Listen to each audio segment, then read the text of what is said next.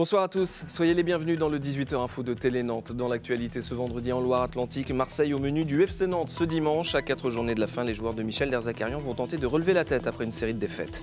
Le conseil départemental espère booster le tourisme en Loire-Atlantique. Pour ce faire, il lance une grande campagne de communication. Enfin, vous découvrirez la programmation du Printemps des Jardins. Ça se passe à Nantes tout le week-end. Au programme, musique classique et jazz dans les parcs. Le FC Nantes est en train de finir sa saison de la plus triste des manières. L'avenir de son coach est plus qu'incertain. Michel Derzakarian est en fin de contrat, il ne sera pas prolongé. Et sur le terrain, les Canaries restent sur 4 défaites consécutives en championnat. Ce week-end, ils vont tenter de stopper l'hémorragie chez un autre club malade de Ligue 1, l'Olympique de Marseille. Comment le FC Nantes aborde-t-il cette rencontre? Réponse avec cet avant-match préparé par Olivier Caillé. Se parler, se dire ce qui ne va pas. Ces dernières semaines, Michel Derzakarian et ses hommes ont cherché les raisons de cette mauvaise passe. 4 défaites consécutives et une équipe qui ne répond plus sur le terrain. Les joueurs sont déjà parlé entre eux la semaine dernière. Mais ce qu'on attend, c'est des actes sur le terrain. C'est ça la vérité, elle est sur le rectangle de verre. Elle n'est pas en dehors des vestiaires, elle est sur le terrain. Et dès ce dimanche à Marseille, dans un stade Vélodrome qui sonnera bien creux, sanctionné d'un huis clos partiel jusqu'à la fin de la saison, suite aux incidents survenus lors du dernier Marseille-Bordeaux, l'ambiance s'annonce très particulière. C'est pas des football. Les supporters, ça donne une fête de plus à le match, à les spectacles. On ne fait pas forcément attention à ce qui se passe autour. En tout cas, on essaye de ne pas faire attention à ce qui se passe autour. Donc dimanche, on a un objectif de gagner et on fera pas attention au virage derrière. Mais pour gagner, il faut marquer, ce que Nantes n'arrive plus vraiment à faire lors de ses dernières sorties. Un seul but d'Odel depuis le 13 mars. La tâche s'annonce compliquée. Toute la problématique, elle va être là. Comment on va aborder le match, comment on va aborder cette équipe.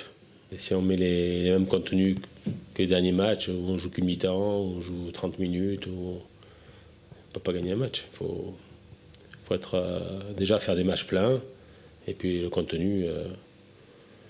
retrouver de l'efficacité défensive et offensive parce qu'on prend beaucoup de buts mais on n'en marque pas beaucoup. La condition pour ne pas être la première équipe de Ligue 1 à tomber au Vélodrome depuis 7 mois. Le FC Nantes n'est pas dans une forme olympique, mais les rugbymen en fauteuil de Carquefou, oui. 2 d'entre eux se sont qualifiés avec l'équipe de France pour les Jeux paralympiques de Rio cet automne. Sébastien L'Huissier et Nicolas Rio évoluent chez les Black Mambas de Carquefou. Ils seront du voyage au Brésil. Les Jeux paralympiques, ce sera du 7 au 18 septembre prochain. Elles arrivent en ce moment dans nos boîtes aux lettres, les déclarations de revenus. Si vous optez pour le papier, vous avez jusqu'au 18 mai pour compléter votre démarche. Mais si vous choisissez la méthode web, l'échéance, c'est le 31 mai prochain. Chaque année, l'administration fiscale encourage le public à déclarer en ligne. Dans quelques années, ce sera même obligatoire pour une majorité de la population. Denis Vanier. Envoyés par centaines de milliers chaque année en Loire-Atlantique, ces formulaires papier sont en voie de disparition. En 2019, tous les contribuables devront déclarer leurs revenus sur Internet. Dès cette année, cela concerne tous ceux dont le revenu de référence de 2014 dépasse 40 000 €. Dans le département, l'an dernier, 46% des contribuables ont joué le jeu de la télédéclaration sur impôts.gouv.fr. Un système qui permet à l'État de faire des économies de papier, mais chacun d'entre nous y trouve aussi son intérêt, assure l'administration fiscale. Le premier, c'est de savoir exactement quel va être le montant de son impôt à payer. Le second, cette année, et ça c'est une nouveauté, c'est la possibilité de disposer directement d'un avis de situation déclarative qui correspond à l'avis d'imposition. C'est quelque chose qui était réclamé par beaucoup de contribuables qui ont une demande forte dans le cadre de leur démarche administrative de devoir justifier leurs revenus et de telle sorte que cette année, ils ont la possibilité de pouvoir les justifier dès le moment où ils vont faire cette déclaration, c'est-à-dire dès le mois d'avril pour ceux qui seront les plus tôt à réaliser cette déclaration. Je pense aux étudiants qui ont des démarches à faire pour des dossiers de bourse, mais ça peut être aussi toute personne qui cherche un logement dans un logement social. Sans compter le délai supplémentaire de 2 semaines pour transmettre sa déclaration, il est toujours possible d'obtenir de l'aide au Centre des impôts de Nantes. Les horaires d'accueil sont étendus de 8h30 à 16h jusqu'au 18 mai. Après l'annulation de son spectacle au Zénith de Nantes en janvier 2014, l'humoriste Dieudonné réclame 1 300 000 € à l'État, une demande formulée devant le tribunal administratif de Nantes ce vendredi. De son côté, le rapporteur public a estimé que cette somme ne devait pas lui être versée. Il met en cause le fond et la forme de l'action en justice. La décision sera rendue le 20 mai prochain. Décidément, Rudy Ricciotti est l'architecte le plus prisé en ce moment. Après l'auditorium de Rezé et la future gare de Nantes, il signe un nouveau projet dans l'agglo. Cette fois, ce sera sur l'île Beaulieu. Il a dessiné le futur campus du HEP qui va sortir de terre boulevard de Gaulle. La première pierre a été posée. Il accueillera 7 écoles différentes. Livraison prévue en septembre 2017. Je vous propose d'écouter Alain Robert de la mairie de Nantes au micro de Mathias Hubert. Ce sont jusqu'à 1000 étudiants qui passeront dans les murs, mais qui seront également en grande partie en alternance dans les entreprises de la région. Et ça vient conforter cette ville qui développe un enseignement supérieur de qualité sur l'ensemble de son territoire. Un projet qui est un projet d'expertise.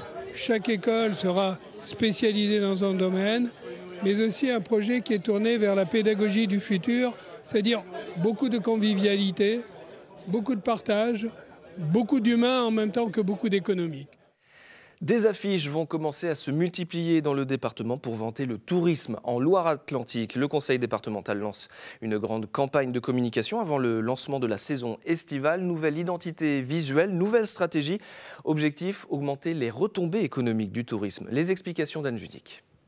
Les voilà, les 3 affiches que vous pourrez voir du 2 au 24 mai dans tout le Grand Ouest et jusque dans le métro parisien. Cyclotourisme, œnotourisme et littoral, 3 atouts pour que Français et étrangers passent leurs vacances en Loire-Atlantique. Le département a dépensé 275 000 € dans cette campagne de communication, enterrant au passage la marque touristique Olala, créée en 2006. C'est une marque qui est née avant tous les concepts de marque de territoire, ou en tout cas au premier balbutiement. Donc elle était seule sur le terrain des marques de territoire. Donc elle a eu cette intelligence de fédérer les acteurs autour d'un collectif, ça a été indéniable. Après, elle a eu un problème qui s'est heurté de plein fouet à la digitalisation de la société, c'est-à-dire que quand vous tapez Olala sur le web, c'est absolument impossible à travailler. Plus explicite, Loire-Atlantique Tourisme veut fédérer les différentes filières, développer l'éco et le slow tourisme autour de la Loire et de l'Atlantique. L'enjeu est important. Économiquement, ça porte 3,2 milliards de chiffre d'affaires et c'est plus de 16 000 emplois. Le département aimerait ainsi passer de la 9e à la 5e destination préférée des Français. Il transforme des bleus de travail usagés en vêtements de ville. Les étudiants de l'Institut supérieur des arts appliqués de Nantes ont organisé un défilé de mode au lieu unique ce vendredi soir. Les jeunes couturiers ont présenté leur création. Pour trouver la matière, ils ont travaillé avec l'entreprise Mullier Flory. Écoutez ces propos recueillis par Mathias Hubert. On a commencé, nous, en novembre. Donc ça fait pas mal de temps qu'on est sur ça et qu'on attend la fin et l'aboutissement de tous nos efforts, quoi. Il y avait un double objectif pédagogique, un objectif effectivement de sensibilisation à la fin de vie du vêtement, qui est une vraie problématique dans l'industrie textile, et une problématique aussi créative, de trouver des solutions originales, différentes, plastiques, voire même amusantes pour certaines, à ces vêtements. À partir de ce vendredi soir, les parcs de Nantes vont se mettre au diapason pour le printemps des jardins. C'est la première édition de ce nouveau rendez-vous piloté par la Folle Journée de Nantes et qui propose pendant tout le week-end des concerts gratuits dans les allées pelouses nantaises. La musique classique sera à l'honneur, mais aussi le jazz. Je vous propose d'écouter la directrice générale de la Folle Journée au micro de Jean-Michel Naga. Il y aura 8 harmonies qui vont se produire pendant 2 jours dans 4 jardins différents. Donc ici, évidemment, Jardin des Plantes, Parc de Procès, Jardin des Fonderies, Parc de la Gaudinière. Et vous allez avoir une programmation assez variée, toujours aussi intéressante et interpellante, proposée par René Martin. Donc à la fois du jazz, à la fois des grands compositeurs classiques, à la fois de la musique traditionnelle. Les harmonies, en fait, c'est des ensembles musicaux de bois, de cuivre et de percussion. Donc comme vous le voyez, c'est différent d'un concert strictement classique puisqu'on a moins d'amplification ou de sonorisation. Et c'était un peu à l'image de ce qu'on pouvait entendre au 19e dans les kiosques quand vous aviez des musiciens qui se produisaient dans les jardins. Donc on est vraiment dans une volonté de faire réveiller cette nature avec les instruments. Et avant de refermer ce journal, le programme de votre soirée sur Télé Nantes à 20h15. Vous avez rendez-vous avec Fou de Foot présenté par Olivier Ecaillé. Dans ce nouveau numéro, il reçoit Olivier Quin, l'ancien joueur du FC Nantes, pour préparer le déplacement des Canaries à Marseille dimanche. Sur le plateau également, Julien Herpin de Télé Nantes, David Filippo de 20 minutes et Julien Robert, journaliste indépendant. Il sera également question de l'avenir de Michel Derzakarian. Dans cette émission, c'est à 20h15. C'est la fin de cette édition. Merci de l'avoir suivi. Très bon week-end sur Télé Nantes et à lundi.